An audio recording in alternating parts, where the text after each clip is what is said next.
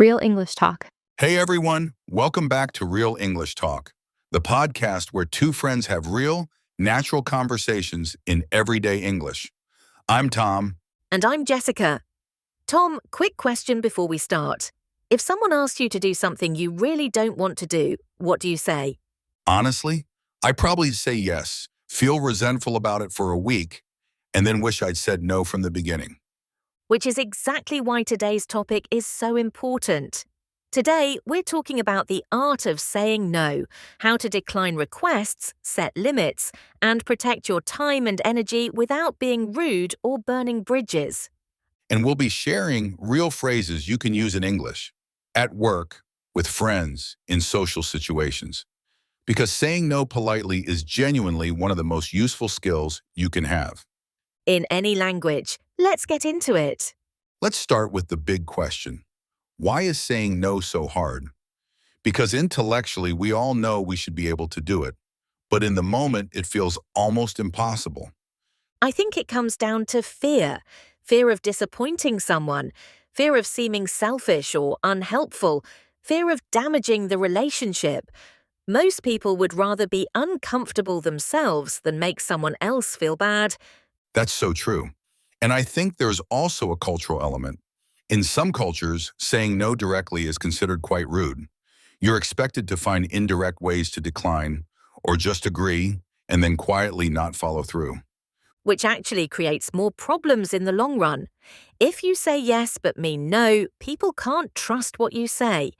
At least a clear, polite no gives everyone accurate information to work with. Were you always good at saying no, Jessica? Or was that something you had to learn?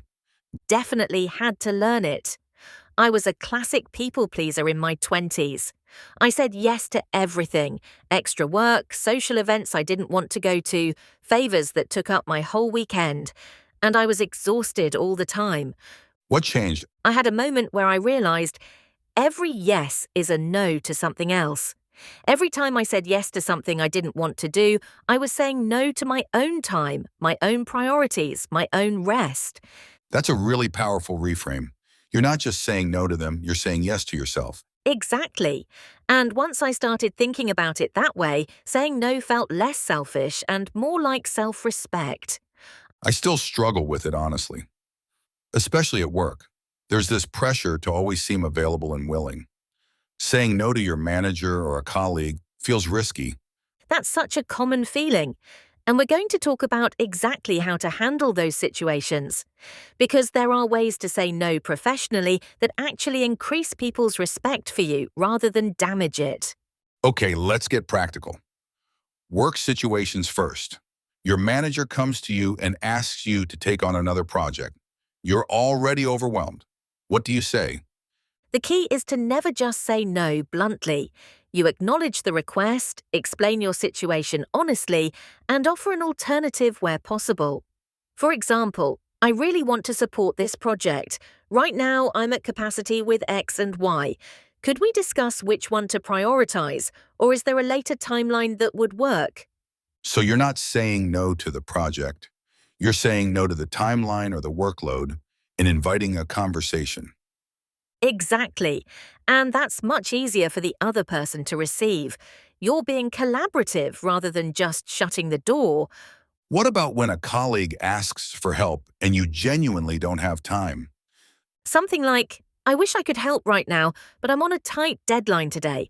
Could you check back with me tomorrow, or is there someone else who might be able to step in faster? You're still being helpful, just redirecting.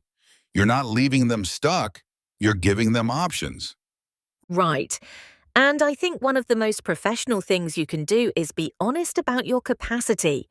People respect someone who knows their limits and communicates them clearly. It's actually a sign of strong self-management. I never thought about it that way. I always worried that saying no at work would make me look lazy or uncommitted. The opposite is often true. If you always say yes to everything, people stop trusting your yes, because they know you'll say yes even when you can't actually deliver. A selective yes means something. That's genuinely changed how I think about this. A selective yes means something. I'm writing that down. Okay, work is one thing. But saying no to friends and family is a whole different challenge because the relationship is closer and the guilt is higher. So much higher. I find it much harder to say no to my close friends than to anyone at work because I care about them and I don't want them to feel rejected. What's a situation where you've had to say no to a friend recently? A friend invited me to a weekend trip and I really didn't have the energy or the budget for it. But I didn't want to just say, I can't afford it, because that felt vulnerable. And I didn't want to say, I don't want to go, because that sounded harsh. What did you say? I said, that sounds really fun, and I love that you thought of me. I'm going to have to sit this one out. Things are a bit stretched right now, but I'd love to do something together soon.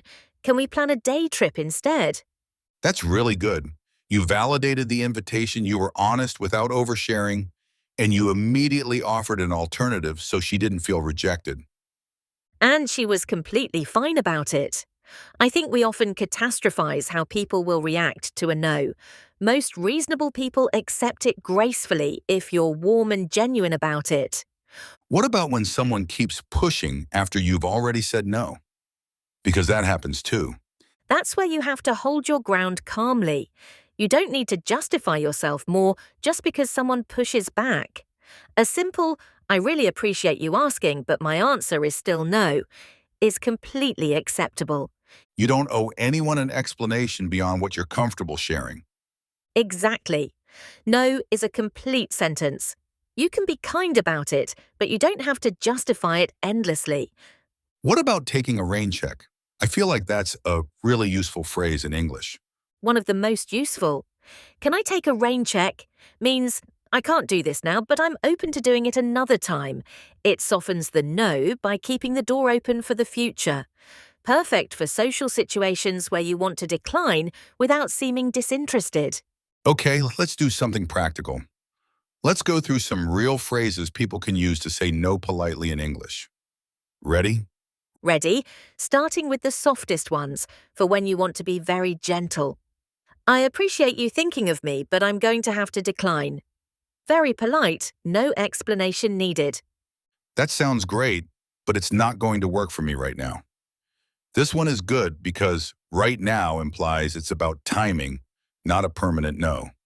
I'd love to, but I've already got a lot on my plate. Good for work and social situations. I'll have to pass this time, but count me in for next time. Perfect when you genuinely want to join in the future but can't right now. I don't think I'm the right person for this. Have you tried asking X? Redirecting to someone else is a great way to say no while still being helpful. For more direct situations, I'm not able to commit to that right now. Clear and professional without being cold. And the most direct, for when someone won't take a hint, I hear you, and my answer is no. Firm, calm, final. What's the most important thing to remember when saying no? 3 things. Be prompt. Don't leave people waiting for an answer. Be clear. A vague maybe is often kinder to no one. And be warm. The tone matters as much as the words. You can say no and still make someone feel respected.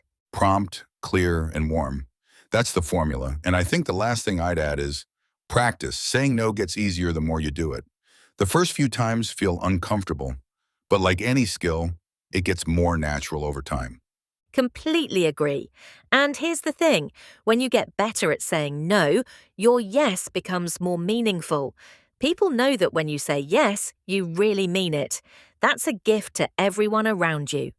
All right, everyone. That's a wrap on today's episode of Real English Talk. We want to hear from you. Are you good at saying no, or do you find it really difficult? Let us know in the comments. And if you found this useful, share it with a friend who needs to hear it. Until next week, I'm Tom. And I'm Jessica. See you next time on Real English Talk.